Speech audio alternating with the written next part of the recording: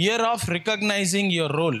ఈ సంవత్సరము 2025 నువ్వు గుర్తెరిగే సంవత్సరము. దేవుడు నిన్ను ఒక పాత్రగా వాడుకోబోతున్నాడు ఈ సంవత్సరం. ఆ దేవుడు నిన్ను ఒక పాత్రగా వాడుకోబోతున్నాడు అని నీకు ఎట్లా తెలుస్తుంది అని అంటే, నువ్వు గుర్తెరగాల, నేను దేవునికి కావాలా అని నువ్వు గుర్తెరగాల. గుర్తెరిగితే అప్పుడు దేవుడు నిన్ను పాత్రగా చేస్తాడు. 2019 నుండి కొన్ని ముఖ్యమైన విషయాలు దేవుడు ఏం జరగబోతుంది, ఎట్లా జరగబోతుంది అనేది నాకు చూపిస్తూ ఉన్నాడు. దానికన్నా ముందు కూడా దేవుడు చాలా విషయాలు చూపించిండు. ఇవి నేను రాసుకుంటూ ఈ 2025లో నేను కొన్ని పాయింట్స్ రాసుకున్నా ఇక్కడ. దాంట్లో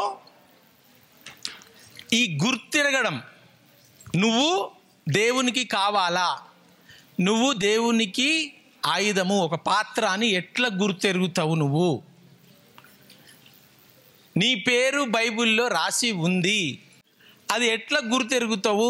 నీ పేరు ఉంది అని చెప్పేసి ఈరోజు ఈ 2025లో దేవుడు అదే అంటుడు. నువ్వు బైబిల్లో ఉన్నావని నువ్వు గుర్తెరగాల, దేవుడు నిన్ను పిలిచిండు అని నువ్వు గుర్తెరగాల. గుర్తెరిగితేనే ఇప్పుడు నేను చెప్పేది 2025 మెసేజ్ నీ జీవితంలో జరుగుతుంది. దానియేల్ని దేవుడు దానియేల్ యెహోవా నీకు సెలవిచ్చినది ఏమనగా అని అన్నాడా? అనలే. దానియేలుకి ఆ స్వరం వినపడలే. దానియేలుకి కళలు వచ్చినాయి, తర్వాత వచ్చినాయి. కళలు ఎప్పుడు వచ్చినాయి, దర్శనాలు ఎప్పుడు వచ్చినాయి, తర్వాత వచ్చినాయి. ఆ దర్శనాలు అంత్యకాలం కొరకు దర్శనాలు వచ్చినాయి. ఇప్పుడు నెరవేరుతాయి అవి. దానియేలుకి వచ్చిన దర్శనాలు, దానియేలుకి దర్శనాలు. దానియేలు ఏం చేసిండు? దానియేలు యవనస్తుడుకున్నాడు. దానియేలు యవనస్తుడుకున్నాడు. యవనస్తుడు ఉన్నప్పుడు శత్రువులు వచ్చిండ్రు ఆయన దేశానికి. శత్రువులు వచ్చి పట్టుకున్నారు. పట్టుకుంటే దానియేలు ఆడ ప్రవక్త చెప్పిండు కదా, మనల్ని పట్టుకుంటారు, పట్టుకొని ఎన్ని సంవత్సరాలు మనల్ని బంధిస్తారు? 70 సంవత్సరాలు మనల్ని బంధించి పెడతారు అని దానియేలు లేఖనం చదువుతున్నాడు. ఎక్కడ చూస్తున్నాడు ఇవన్నీ? ప్రాఫెట్ చెప్పిండ్రా మనకు, ఒక ప్రాఫెట్ చెప్పిండు, లేఖనాలలో రాసి ఉంది. 70 years అంట మనం ఇంతే, ఇక ఏం చేయొద్దు, ఇక మనం బానిసగానే ఉండాలా అని 70 సంవత్సరాలు దానియేలు ఇజ్రాయెల్ దేశం అంతా బానిసగా ఉన్నారు. మెల్లమెల్లగా దానియేలు ఏజ్ పెద్దగా అవుతుంది, అయిపోయింది 50 years 60 years. దానియేలు చదివిండు, అమ్మా ఎన్ని సంవత్సరాలు అయిపోయిందిరా అని చెప్పి తర్వాత నెక్స్ట్ వావ్ అని సడన్గా లేఖనాలు చదువుతుంది. దానియేలు గ్రంథంలో మీరు చూస్తే అలా ఉంటుంది. దానియేలు గ్రంథంలో దానియేలు చదువుతున్నాడు, అరే 70 years, ఇదే సంవత్సరం కదా 70 years అయిపోయింది కదా 70 years అని గుర్తెరిగి ఏం చేయాలా? పాస్టర్ కాడికి పోయిండా, ప్రవక్త కాడికి పోయిండా, మినిస్టర్ కాడికి పోయిండా? ఆయన సొంతంగా లేచి మన టైం అయిపోయింది, దేవుడు మనకు 70 సంవత్సరాలు అని అన్నాడు, 70 సంవత్సరాలు ఈ రోజుకి ఫినిష్, మనం అందరం స్వాతంత్రంగా అయిపోతాము అని చెప్పి దానియేలు గుర్తెరిగి, ఎవరో చేస్తారు రాబాయ్, పాస్టర్ చేస్తాడు, ప్రాఫెట్ చేస్తాడు, మనం వెయిటింగ్ చేస్తూ ఉండాలా, చూస్తా ఎవరు వస్తారని అనుకోలే. డానియేల్ నేనే చేస్తుంది అని డానియేల్ లేచి ఆ ప్రాఫెసీ 70 సంవత్సరాల ప్రాఫెసీ దేవుడు డానియేల్ ద్వారా గుర్తెరిగి చేయడం జరిగింది. దానియేలుకి రాలే స్వరం యెహోవా నేనే అని చెప్పలే. బైబిల్ చదివిండు, 70 సంవత్సరాలు స్వాతంత్రం వస్తుందా? ఎవరు చేస్తారు స్వాతంత్రం? నేనే చేయాలి, ఇంకెవరు చేస్తారు? లేచి ఆయన దేవుడు వాగ్దానాన్ని నెరవేర్చింది డానియేలు. బైబిల్లో దేశమంతా అంతటిలో చిన్న రాజు 8వ సంవత్సరంలో, అసలు ఎవరన్నా రాజు ఆయన ప్రైమ్ మినిస్టర్ చేద్దామా, ఇండియా ప్రైమ్ మినిస్టర్ అవుతారు? అసలు దేవుడు ఎంత జ్ఞానం ఇచ్చిండు అని అంటే, ఆయన 8వ సంవత్సరానికి జొస్సాయా రాజు అయిండు. వాళ్ళ నాయన రాజు ఉండే, వాళ్ళ నాయన చచ్చిపోగానే ఆయన రాజు చేసిండు. కొన్ని వేల సంవత్సరాల కింద ఒక ప్రవక్త వచ్చి 300 సంవత్సరాల తర్వాత నేను ప్రవచిస్తున్నా, ఒక రాజు పుడతాడు, ఆయన పేరు జొస్సాయా అని టక పాయింట్స్ చెప్పేస్తాడు. ఆ ప్రవక్త చచ్చిపోతాడు, ఆ ప్రవక్తతో ఉన్న అందరు చచ్చిపోతారు, ఆ తరం అయిపోతుంది, నెక్స్ట్ తరం అయిపోతుంది, అందరు చచ్చిపోతారు. ఆ రాసిన పుస్తకాలు అంటే ఆ రోజు పుస్తకాలు లేవు, ఆ రాసిన లేఖనాలు కూడా పోయినాయి. 300 సంవత్సరాలు పెట్టుకుంటామా? 300 సంవత్సరాల తర్వాత జొస్సాయా 8 సంవత్సరాలు రాజు కూర్చొని ఏమన్నాడు, ఆలయంలోకి వెళ్ళి కొంతమంది పాస్టర్స్ వచ్చారు. రాజు మనకు ఆడ కొన్ని దాచిపెట్టినవి కొన్ని లెటర్స్ ఉన్నాయి, ఆ లెటర్స్ దొరికినాయి. అవునా, ఏమున్నాయి లెటర్స్లలో, తీసుకురండి, లెటర్స్ తీసి చదవండి అన్నాడు. వాళ్ళు కూర్చొని పాస్టర్లు చదువుతున్నారు, మొత్తం చదివి ఒకనప్పుడు ఒక రాజు పుడతాడు. ఆ రాజు పేరు జొస్సాయా. మీ పేరు ఉంది రాజుగారు దీంట్లో, ఎప్పుడు రాసిర్రు అది చూడు, రివర్స్ పో. ఈయన చచ్చిపోయిండు, ఇట్లా ప్రవక్త వచ్చిండు, ఆ ప్రవక్త ఇట్లా అయింది, ప్రవక్త ఇట్లా ప్రవచించగానే 300 సంవత్సరాల ముందు అసలు ఎవరికి జొస్సాయా అని పేరు లేదు. ఆ ప్రవక్తకి ఎట్లా తెలుసు నా పేరు జొస్సాయా అని? నేను పుట్టక ముందే, మా అమ్మ లేదు, మా అమ్మ కూడా పుట్టలే, మా నాయన కూడా పుట్టలే, పుట్టక ముందే నేను పుడతానని ప్రవక్త ఎట్లా తెలుసు? చదువు అని. ఈ జొస్సాయా ఇజ్రాయెల్ దేశాన్ని మొత్తం పరిశుద్ధపరుస్తాడు, బయలుదేవతలను అన్ని విగ్రహారాలకి అన్ని మొత్తం తీసి, ఇజ్రాయెల్లో అట్లాంటి రాజు మళ్ళీ పుట్టాడు, మళ్ళీ దొరకడు, ఆయన greatest king, youngest king, righteous king అని టక ప్రాఫెసీ నా గురించి రాసిండ్రా. లోపల రండి, ఎవరెక్కడా? రేపు ఉదయాన్నే శాసనం చేస్తున్నాను నేను, నా పేరు నేనే అది చెయ్యాలా. ప్రవక్త చెప్పిండు, దేవుడు యెహోవా దేవుడు 300 సంవత్సరాల ముందు నా గురించి నేను ఇట్లా చేస్తాను అన్నాడు అని ప్రవక్త చెప్పిండు. రేపటి నుంచి క్లీన్ అండ్ గ్రీన్ కార్యక్రమం, క్లీన్ ఇజ్రాయెల్ రాజుగా దేవుడు నాకు ప్రాఫెసీ ఇచ్చిండు, చూడండి నా పేరే అని చెప్పి ఏం చేసిండు బైబిల్లో కంప్లీట్గా. దానియేలు 9:2, దానియేలు 9:2 అతని ఏలుబడిలో మొదటి సంవత్సరం అందు, రాజు ఏలుబడిలో, దానికన్నా ముందు రాజు పేరు ఉంటుంది. అతని ఏలుబడిలో మొదటి సంవత్సరం అందు దానియేలును నేను యెహోవా తన ప్రవక్తయగు ఇర్మియాకు సెలవిచ్చి, యెహోవా తన ప్రవక్త, ఎవరు ప్రవక్త? ఇర్మియాకి సెలవిచ్చిండంట. ఇర్మియాకి సెలవు ఏమని ఇచ్చిండు? ఇర్మియాకు సెలవిచ్చి తెలియజేసినట్టు యెరూషలేము పాడుగా ఉండవలసిన 70 సంవత్సరములు సంపూర్తి అవుచున్నవి. ఏమని ప్రవచనం ఇచ్చిండు ఇర్మియా? 70 సంవత్సరాలు యెరూషలేము పాడైపోయి ఉంటది. 70 సంవత్సరములు సంపూర్తి అవుచున్నవని గ్రంథముల వలన గ్రహించి తిని. ఎక్కడ చూసినట? గ్రంథముల వలన గ్రహించి తిని. నేను గబ్రియేల్ దూతను నీకు చెప్తున్నా రాసుకో అన్నదా? గ్రంథముల వలన ఏం గ్రహించిండు? ఇర్మియా ప్రవక్త చెప్పిండు రా బాబు అని గ్రహించిండు. యెరూషలేం గోడలు పాడైపోయి 70 years తర్వాత మంచిగా అవుతాయి. చూస్తున్నారా? 1 రాజులు 13వ అధ్యాయము. అంతటా దైవజనుడైన ఒకడు దైవజనుడు అని ఒకడు, పేరు లేదు అక్కడ, ఎవరు దైవజనుడు అని కూడా లేదు, ప్రేయర్ అక్కడ. ధూపము వేయుటకై టైం అయింది, ప్రేయర్కి టైం అయింది. ప్రేయర్కి టైం వేస్తుంటే ఆ టైంలల్లా ధూపం, ఆ టైంలో ధూపం వేస్తుండే సాంబ్రాణి పొగ. యరొబాము ఆ బలిపీఠము నొద్ద నిలిచియుండగా, ఇజ్రాయెల్ రాజు క్రిస్టియనే, అన్యుడు కాదు, బొమ్మలకు పూజ చేసే కాడు, యేసుప్రభు యెహోవాను నమ్ముకున్నాడు రాజు యరొబాము. యరొబాము ఆ బలిపీఠము నొద్ద నిలిచియుండగా, యరొబాము చర్చిలకు వచ్చి నిలబడ్డాడు ఇక్కడ. ఆ దైవజనుడు యెహోవా ఆజ్ఞ చేత యెహోవా ఆజ్ఞ చేత బలిపీఠమునకు ఈ మాట ప్రకటన చేసెను. బలిపీఠంతో మాట్లాడుతున్నాడు. బలిపీఠమా బలిపీఠమా అని యెహోవా చెప్పిన విషయాలు మాట్లాడుతూ ఉన్నాడు. బలిపీఠమా బలిపీఠమా యెహోవా సెలవిచ్చినదేమనగా, దేవుడు ఏమంటుడంటే, దావీదు సంతతిలో యోషియా అనే ఒక శిశువు పుట్టును. ఎవరు? యోషియా, జోసాయా అనే శిష్యుడు పుట్టును.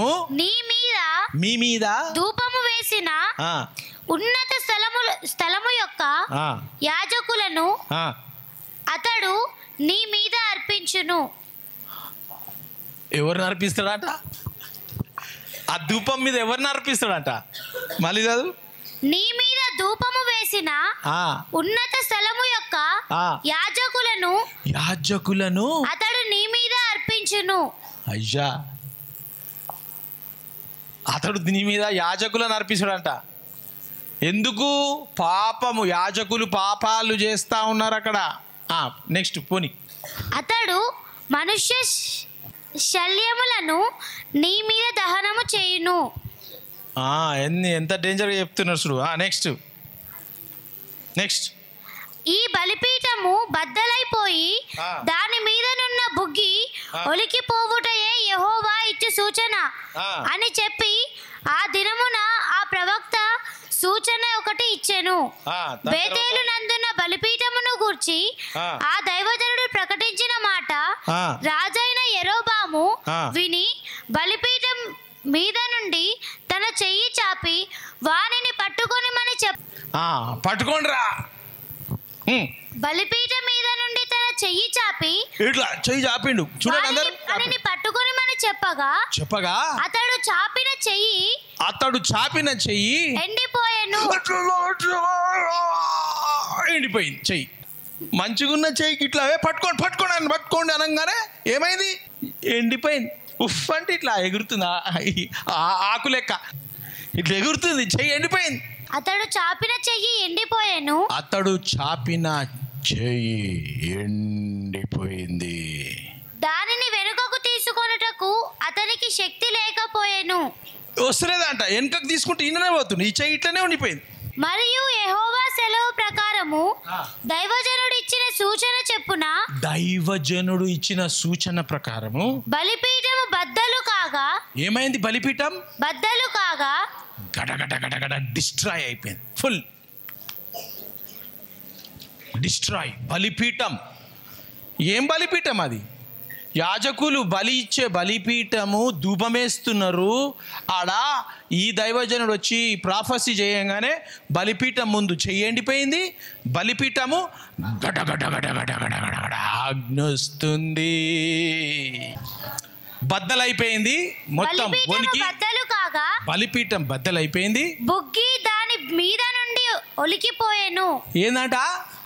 బుగ్గి దాని మీద నుండి ఒలికిపోయేను. గుగ్గి బుగ్గి బొగ్గు అన్ని ఒలికిపోయినాయంట ఆడికి. అప్పుడు రాజు నా చెయ్యి మునిపటి వలె బాగగునట్లు, అరే నా చెయ్యి ముందు లెక్క చేయవా ప్లీజ్ ప్లీజ్ ప్లీజ్ ప్లీజ్, మంచిగా చేయవా, నా చెయ్యి మునిపటి వలె బాగగునట్లు, ముందులాగా కానట్టు నీ దేవుడైన యెహోవా సముఖమందు, మా దేవుడైన యెహోవా ముందు నా కొరకు వేడుకోమని ఆ దైవజనుని బతిమాలు కొనగా, ప్లీజ్ ప్రేయర్ చేయవా, ప్లీజ్ ప్లీజ్ ప్రేయర్ చేయవా అని బతిమలాడుకుంటున్నాడు. దైవజనుడు యెహోవాను బతిమాలు కొనెను గనుక, కొంచెం ప్లీజ్ నా చెయ్యిని రిటర్న్ మళ్ళీ ఎట్లుండి అట్లా చేసేవా అనగానే యెహోవాను బతిమాలు కొనెను గనుక రాజు చెయ్యి మరలా బాగై ఉండెను. అయ్యా, మళ్ళీ మంచిగా అయిపోయిందంట. మా ఇంటి ముందు కిచెన్ ముందు నేను దానికి ఎండిపోయిన మోడును చచ్చిపోయి కొట్టేసి దాన్ని పాడేసి ఉన్న చెట్టు మళ్ళీ చిగురించింది. ఇప్పుడు పెద్ద చెట్టు అయింది. అది నేను ప్రేయర్ చేస్తే దానికి అందుకే రిజరక్షన్ ట్రీ అని పెట్టిన. మేల కట్ చేసినాం అనుకుంటా, ఎండాకాలం ఉండే అది. మేల కట్ చేసినాము. మేల కట్ చేయంగానే అప్పుడు కోవిడ్ లాక్డౌన్ తీసేసారు. జూన్ అనుకుంటా, జూన్లో కోవిడ్ లాక్డౌన్ తీసేసిండ్రు.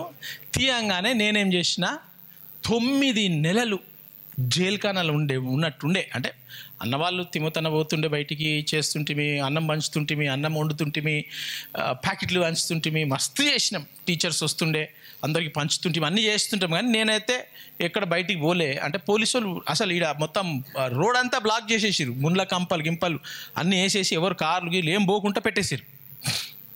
ఎక్కడ పోతాం? పోతే తిమ్మతన్న బండి తీసుకొని ఇటు పోవాలా, రావాలా, ఏదైనా చేసుకొని చేయాలి. అట్లుండే. 7 నెలలకు అనుకుంటా, 7 నెలలకు 9 నెలలకు లాక్డౌన్ తీసిండ్రు. తీసిన తర్వాత అమ్మా తండ్రి థ్యాంక్ యూ ప్రభువా అని చెప్పి ఫస్ట్ పోయి మా ఇంట్లో 3 ఇంట్లలోకి పోయి వాళ్ళకి ప్రేయర్ చేసి దేవుడు కాపాడిన థ్యాంక్స్ గివింగ్ చేసుకొని పొద్దుగాల బయలుదేరి ప్రార్థన చేసుకొని మా రెండో అన్న ఇంటికి ఆడికి పోయినా. రెండో అన్న ఇంటికి ఆడికి పోగానే పెద్ద వర్షం. అసలు వర్షం రాలే. ఎంత పెద్ద వర్షం అని అంటే ఈ హాల్లో గిన్ని నీళ్లు నిండిపోయినాయి. ఆడికెళ్ళి ఇడి వరకు ఇన్ని నీళ్లు నిండిపోయినాయి. గ్రౌండ్ అంతా, ఆ రూమ్స్, స్టాఫ్ రూమ్లో నిండిపోయినాయి నీళ్లు మొత్తం. అసలు అలా కాలువ లెక్క ఈడి వరకు అయిపోయింది. అన్ని నీళ్ళు వచ్చినాయి. ఎప్పుడు రాలే అన్ని నీళ్ళు 25 ఇయర్స్లో. ఆ ఒక్క రోజు హైదరాబాద్, సికింద్రాబాద్ అంతా మా అన్న ఇంటి ముందు చూస్తే గిన్ని నీళ్ళు పోతున్నాయి, ఇట్లా వరద పోతున్నట్టు పోతున్నాయి. బోయినపల్లిలా ఫోన్ చేసిన, తిమోతి ఏమవుతుంది? నేను ఎట్లా తిమోతి ఇట్లా వర్షం పడుతుంది అంటే, ఇవి కూడా మస్తు ఫుల్ వచ్చేసినాయి సార్, లోపల వచ్చేసినాయి. ఆ లింగాపురం రోడ్డు మొత్తం కనిపిస్తలేదు, ఇన్ని నీళ్ళు వచ్చేసినాయి. రోడ్డు మీదకి వెళ్ళి గేట్ అంతా బంద్ అయిపోయింది. మీరు రాకండి సార్ అన్నాడు తిమోతన్న. ఫస్ట్ టైం అన్నాడు. 20 ఇయర్స్లో ఎప్పుడు చెప్పలే. వస్తున్నా సార్ గేట్ తెరుస్తా అంటాడు తిమోతన్న. ఆ రోజు ఏమన్నాడు సార్ మీరు రాకండి సార్, రానికి ఇక్కడ జాగలేదు. మొత్తం ఇన్ని నీళ్ళు హాల్ మధ్యల వరకు ఇన్ని నీళ్ళు నిండిపోయినాయి. అంతా నిండిపోయింది సార్. దానికి ముందు ఒక 3 వారాల ముందు ఈ చెట్టు కట్ చేసిన చెట్టుకి సడన్గా తింటా ఉంటే పక్క గడ్డి వస్తుంది ఏంటరా అనుకున్నా. అట్లనే అనుకుని వదిలేసిన. 3వ రోజుకి చూసిన అది ఇంత పెద్దగా ఇట్లా గడ్డి గ్రీన్ కలర్ వచ్చింది. ఒకటేసారి ఆకు రాదు కదా బాదం చెట్టుది, ఇట్లా ఒక గడ్డిలాగా వచ్చింది. అది చెట్టు వెనకొచ్చింది. నేను ఇక్కడికి వెళ్ళి చూస్తున్నా, చెట్టు మొద్దుగా అనిపిస్తుంది, చెట్టు వెనకాల ఇట్లా గడ్డి వచ్చినట్టుగా అనిపిస్తుంది.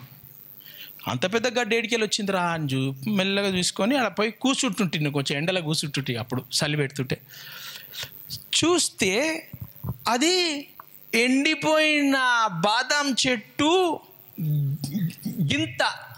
ఇంత హైట్లోకి వెళ్ళి ఇక్కడికి వెళ్ళి ఒక గింత భూమిలోకి వెళ్ళి ఇంకా కొంచెం గింత ఉంటుంది. ఇంత హైట్లోకి వెళ్ళి ఇట్లా అని గడ్డిలాగా వచ్చింది. 2 వచ్చినాయి. అక్కడికి వెళ్ళి ఒకటి ఇట్లా పోయి నాకు ఒకటే కనిపిస్తుంది. కిచెన్లోకి వెళ్ళి ఒకటి వచ్చింది. ఏంద్రా అని కుర్చీ మీద కూర్చొని ఇట్లా చూసిన, ఇది గడ్డి భూమిలోకి వెళ్ళి వస్తలేదు, ఏంద్రా చెట్టుకి వెళ్ళేది వస్తుంది గడ్డి అనుకొని దగ్గర పోయి చూస్తే గడ్డి కాదు, అది భూమిలోకి వెళ్ళి కూడా వస్తలేదు. ఎండిపోయిన చెట్టుకెళ్ళి ఆడికెళ్ళి ఇట్లా ఒకటి, అవతల దాని పక్కకు ఇంకొకటి, ఇట్లా 2 లేత కొమ్మలు గడ్డిలాగా వచ్చినాయి. అవి లేచి అబ్బా ఇంత మంచిదా అని చెప్పి, దేవా థ్యాంక్ యూ దేవా అని చెప్పి దానికి రిజరక్షన్ లైఫ్ ట్రీ అని పేరు పెట్టిన.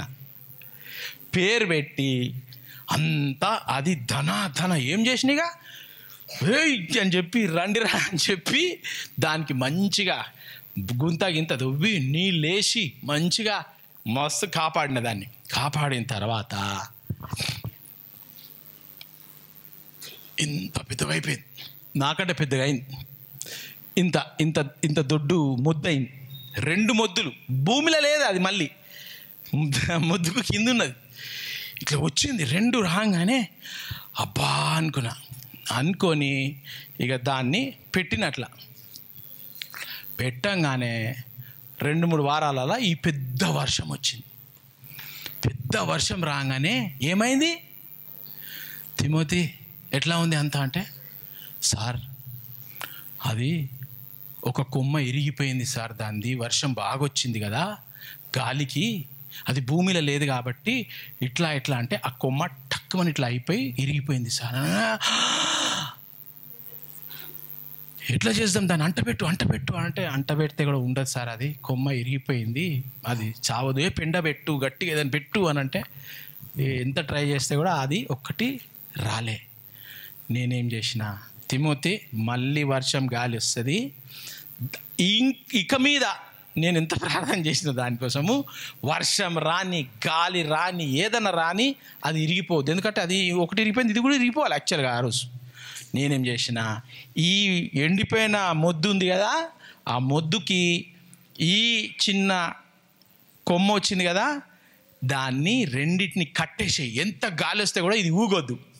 ఏంది, గాలి రాని వర్షం రాని తుఫాన్ రావద్దు, మొద్దున్నది గట్టిగా ఊగకుండా కట్టేసే దీన్ని అని అనగానే బ్లాక్ వైర్ తీసుకొని, మంచి GI వైర్ తీసుకొని టక దాన్ని దీన్ని ఎట్లా కట్టినా, తిమోతి దానికి బట్ట పెట్టు తిమోతి, దానికి ఆ కొత్త చిగు మీ లాత మొద్దు కదా అది కట్ అయిపోతుంది తోలు, బట్ట పెట్టి కట్టని చెప్పి మొత్తం బట్ట పెట్టి మంచిగా కట్టేసినాం. కట్టేసిన తర్వాత అది ఈరోజు దాని ఆకులు వేరే బాదం చెట్టు కంటే డబల్ సైజ్ ఆకులు వస్తాయి. దానికి సిమెంట్ పెట్టి ఏం చేసిన, ఇటుకలు కట్టి 4 గోడలు పెట్టి దాంట్లో మంచి మట్టేసి నింపినాం. అంత మీద మట్టి ఉంటుందా, ఉండదు, మట్టేసి నింపి దానికి మంచి ఎరువు, కొత్తిమీర, కరివేపాకు, మ్యాంగో తొక్కలు, పపాయి తొక్కలు అన్నీ వేసి జబర్దస్త్గా పెడితే ఇప్పుడు అది ఇంత పెద్ద ముద్ద అయిపోయి ఇంత పెద్ద చెట్టు అయిపోయింది. అది రిజరక్షన్ లైఫ్ ట్రీ. అది కుక్క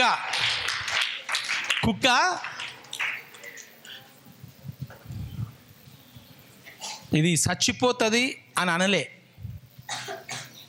పెద్దక్కకు పిలిచి రేపు అసలు ఇప్పుడు డాక్టర్ ఉంటే తీసుకుపోతే బాగుంటుండే, చీకటి అయింది, నేను ప్రేయర్కి పోతున్నా, రేపు ఎర్లీ మార్నింగ్ 7 o'clockకి మీరు పలానా హాస్పిటల్కి పోయి అక్కడ ఈ కుక్కని తీసుకుపోకపోతే ఇంకా నేనేం చెప్పను, తీసుకుపోండి.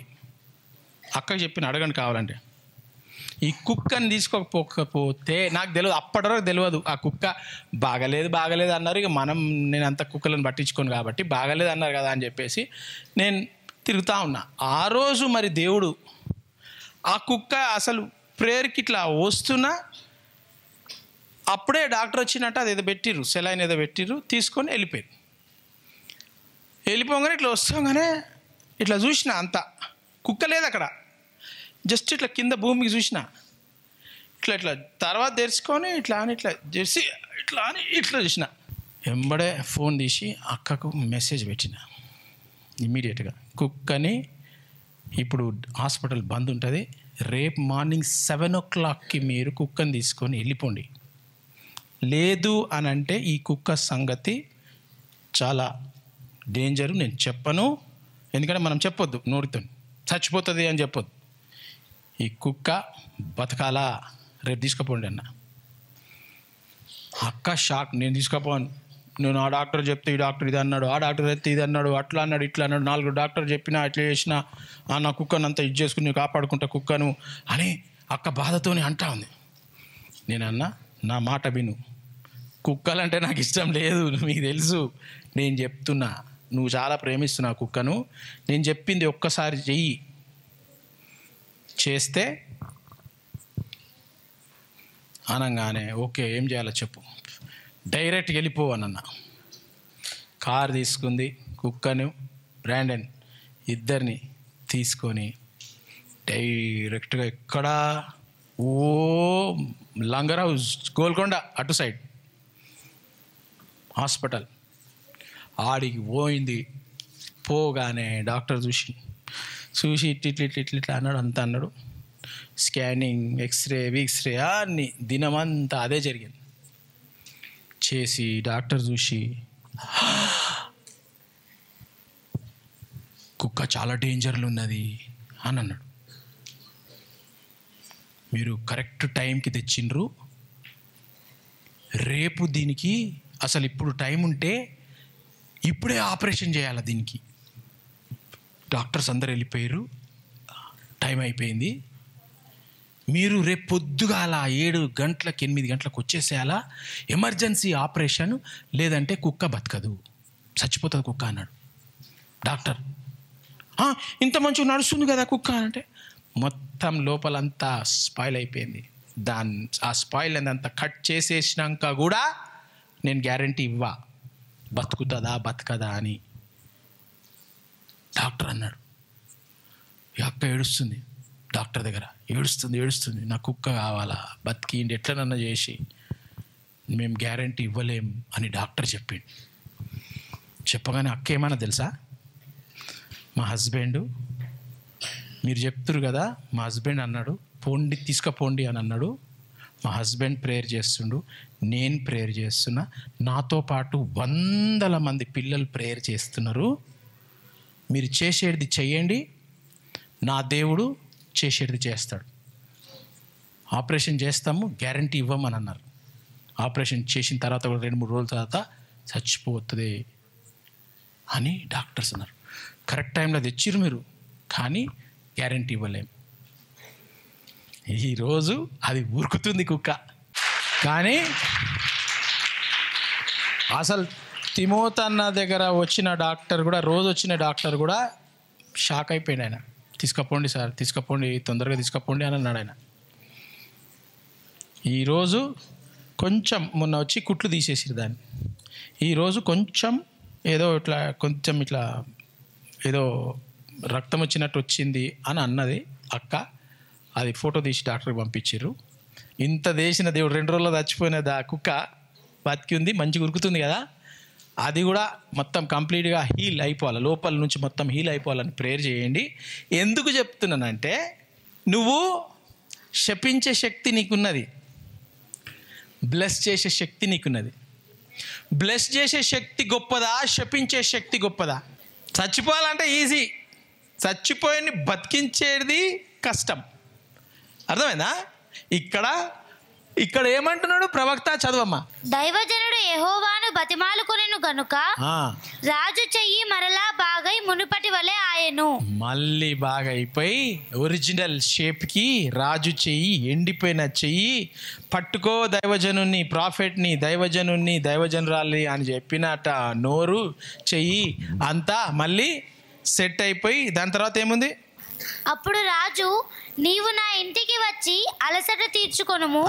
నమస్తే అనా ప్లీజ్, నువ్వు గ్రేట్ ప్రాఫిట్, నా ఇంటికి రావా ప్లీజ్, నీకు బహుమతి ఇచ్చేదనని ఆ దైవజనుడితో చెప్పగా, దైవజనుడు రాజుతో ఇట్లా, నేను నీ ఇంటిలో సగము నీవు నాకు ఇచ్చినను, అరే సగం ఆస్తి నాకు ఇస్తే కూడా నీతో కూడా నేను లోపలికి రాను. ఎందుకు? నీది అవసరం లేదు నాకు. చదువు. ఈ స్థలమందు నేను అన్నపానములు పుచ్చుకొనను. నేను అస్సలు తీసుకోను, ఏమిస్తే కూడా తీసుకోను. అన్నపానములు పుచ్చుకొనవద్దనియు నీవు వచ్చిన మార్గమున తిరుగుపోవద్దనియు యెహోవా వాక్కు చేత నాకు సెలవాయినని రాజుతో అనెను. చూసిరా, దేవుడు అన్నాడు, నువ్వు పో ఇడికి, గిట్ల అవుతుంది, నువ్వు తినొద్దు, తాగొద్దు, వచ్చిన దారిలో కూడా పోవద్దు, నువ్వు ఎట్లా వచ్చినావో వేరే దారిలో వెళ్ళిపో అని దేవుడు అన్నాడు. కాబట్టి నేను పోన్, గుడ్ బై. అర్థమైందా? మీరిక్కడ కూర్చున్న ప్రవక్తల ద్వారా ఇవన్నీ యేసు నామంలో పోవునుగాక.